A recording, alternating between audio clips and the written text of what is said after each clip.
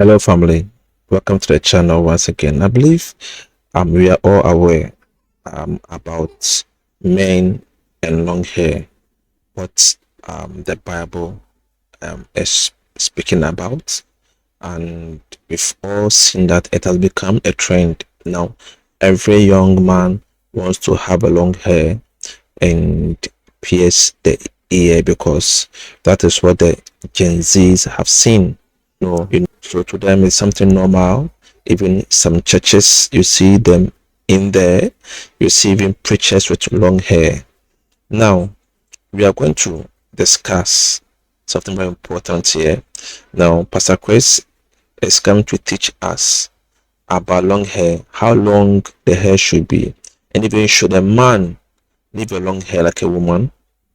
Now Pastor Chris took time to explain this in a 16 minutes teaching. Family, it's very important you listen to everything because he threw light on deep things that make you understand, right? The church and long hair, the Bible and long hair. Let us watch this together or listen to this together. I'll come in for us to discuss more. God richly bless you. Options were the Christian and demons, the lying spirit in 1 Kings chapter 22 verses 21 to 23, and Christianity and denominations. Well, all of this you can also participate in on the blog and express your thoughts. There are many others expressing their thoughts on several of these things, and I really appreciate that. So make sure you get involved on the blog as well.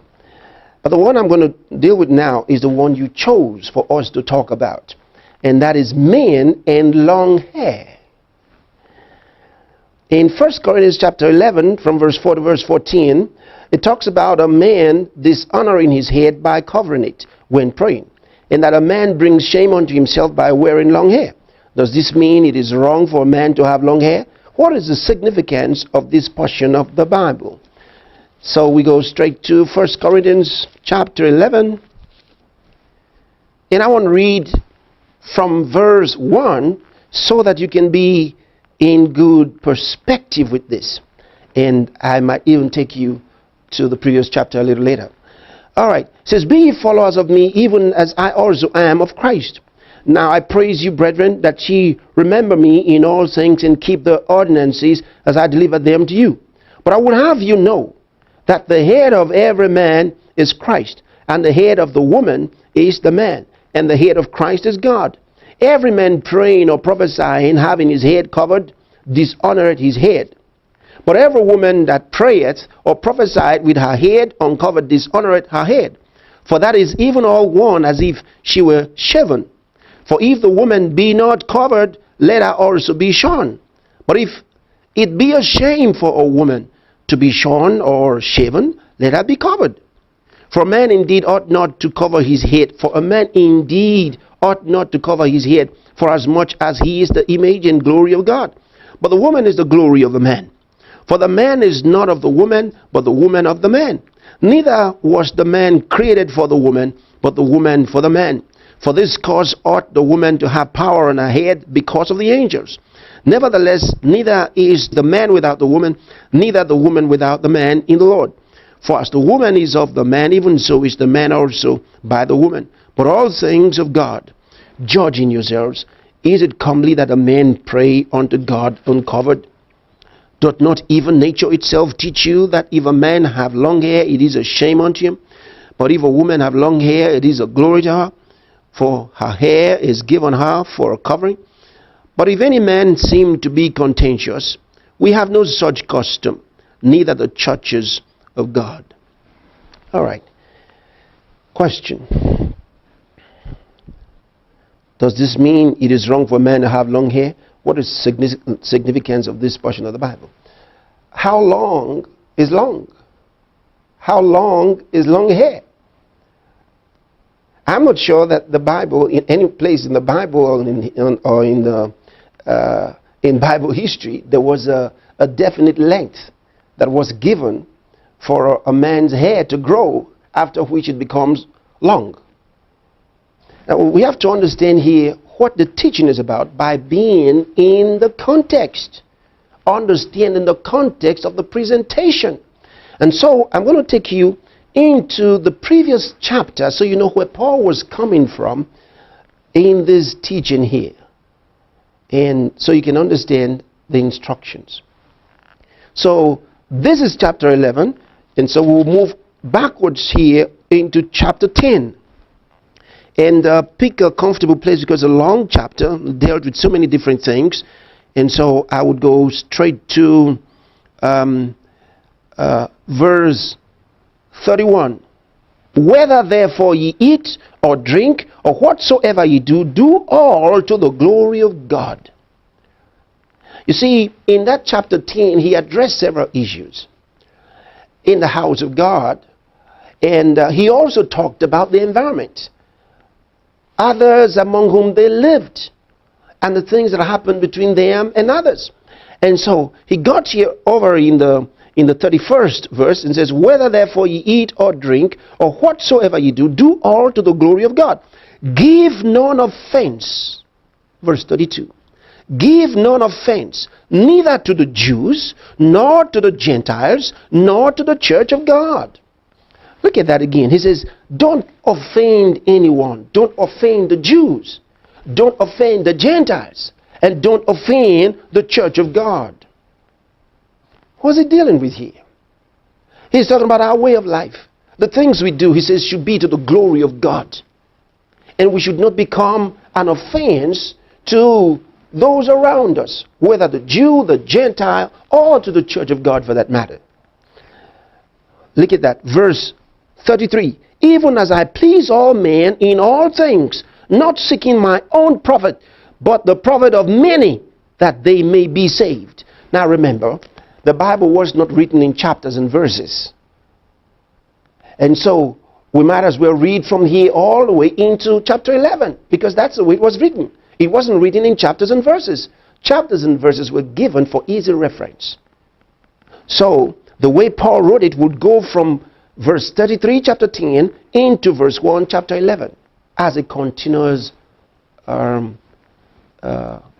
passage of his letter. So we read again from verse 33. Even as I please all men in all things, not seeking my own profit, but the profit of many, that they may be saved. Be ye followers of me, even as I also am of Christ. He says, hey, don't be an offense to the Jews or to the Gentiles or to the church of God.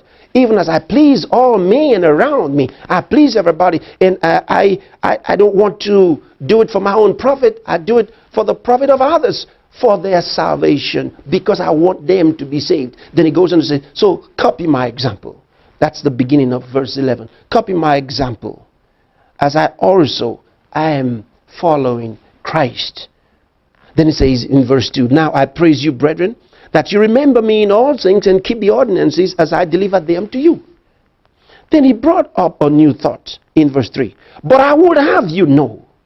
So it's still in the context of dealing with our environment. We're dealing with those around us. And so he comes up with this customary thing about men covering their head or not covering their head, and women covering their head or not covering their head. And in that society, they cover their head. And so he compared it to natural situations. He's trying to say, look, this custom is all right. There's nothing wrong with it. He says, judge yourself. I mean, is this wrong? He says, men have short hair. Women have long hair, because the long hair was given to them for a covering. So if in the society we find that this group covers or the other group doesn't cover, he says, hey, I want you to follow what's available there, not to be an offense. Now look at this. Because when they went into the churches, the Gentiles were there. The Jews were there. They also came to the churches. For the Jews, the women veiled their hair as a submission, a sign of submission to their husbands. They covered their hair. It was a sign of humility. That's what it was. And then the Gentiles also did the same thing. They covered their hair. And those who were caught in prostitution were shaved as a sign of disgrace. And then those women who were harlots went around without covering their hair. So it was a sign that either a woman had been caught in harlotry or was a harlot. If she was caught, she was shaved. If she was out patronizing those who were coming for her, she left her head as a sign that she wasn't under any man. And so Paul said, if you're not going to cover, then also be shaved. Because it's the same thing. If you are ashamed to be shaved, then why don't you get covered? See, so, and then, he was dealing here with a customary thing. And this is very important. It's very important because of what we're going to see a little later. So he was dealing here with a customary thing. And then he related it to natural circumstances. And said, hey, is it all right for a man to pray with his head covered? Because, see, he's the image of God. Let's go there. He says here in, from verse 7, for man indeed ought not to cover his head, for as much as he is the image and glory of God. But the woman is the glory of the man. For the man is not of the woman, but the woman of the man. And then he says in verse 13, judging yourselves, is it comely that a woman pray unto God uncovered? Doth not even nature itself teach you? So he's here looking at a customary thing that was not offensive to Christianity and that had something to do with natural teaching. And he says, this is okay, and I want you to act this way. See, remember something. The priests of the Old Testament covered their head. They covered their head. In their full regalia, the high priest had his head covered. Did God not hear his prayer? So this is not a suggestion at all by the Apostle Paul that men should be uncovered, because the priest was a man. And God gave the instructions. And Paul is looking at natural circumstances. And so we have to understand that he wasn't giving a law to the church. Incidentally, because of this parochial view by many, even some of the translations of the Bible are misleading in this regard. Now I'm going to show you something in a few verses down here. So it doesn't mean that a man must not have long hair, but we already understand that naturally when a man has very long hair, it does get the attention of those around us. You know, it's much like smoking, for example, where the Bible doesn't say anything about smoking. And if you were smoking around certain Christians, they're going to be surprised. And hey, man, why? Because they think it's a dirty habit. They think something's wrong with it. You know, there are many things like that that the Bible doesn't say anything about, but naturally around us, and people will raise an eyebrow. Okay, they'll raise an eyebrow because of what you're doing. Not because that thing is wrong necessarily in the sight of God, but around you, they'll be judged wrong. And that's what the Bible teaches us, how to behave in the presence of others. And that's actually the summation of Paul's talk here. Now let me show you something. You go down to, I'm going to read from verse 14 to the end of that particular discussion, which is 16. Doth not even nature itself, 14, doth not even nature itself teach you that if a man have long hair, it is a shame unto him? But if a woman have long hair, it is a glory to her, for her hair is given her for a covering. So you see, her hair is given her for a covering. If her hair is given her for a covering, why must she need a veil? So these are expressions of symbolisms.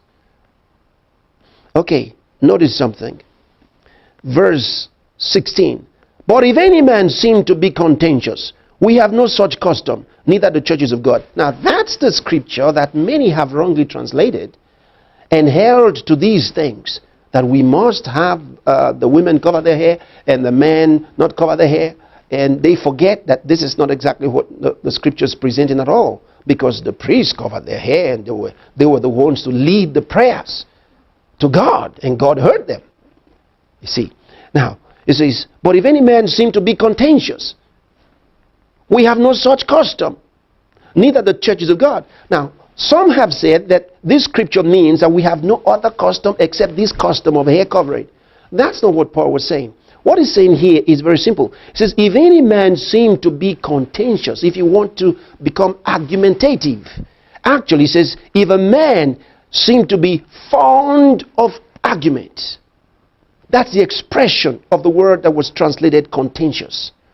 The Greek word means to be fond of argument, to be argumentative, as a way of life, as an attitude to life. That's what he's saying. Now, he says, we have no such custom. Now, when he says we have no such custom, he's not referring to the custom of covering hair.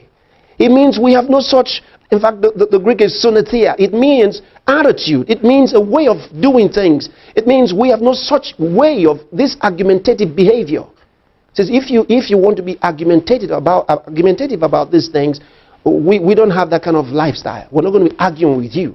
We're not going to join issues with you. That's exactly what he's saying. We will not join issues with you. If any man is going to be contentious about this, we're not going to join issues with you. If you're fond of arguments, you love arguments because of these things that I've said, he says, hey, we don't have that attitude, and the churches of God don't have that attitude. So we are not going to argue with you. So he wasn't referring to the custom of covering hair or not covering hair. So don't make an issue out of it.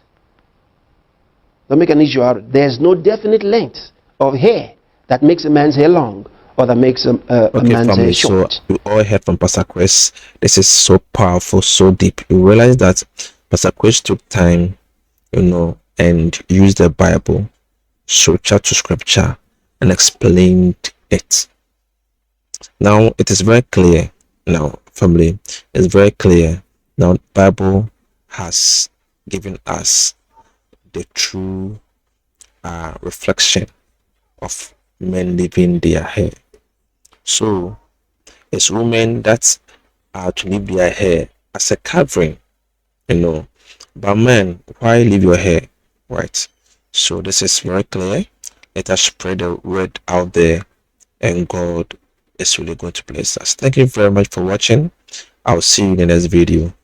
Bye bye.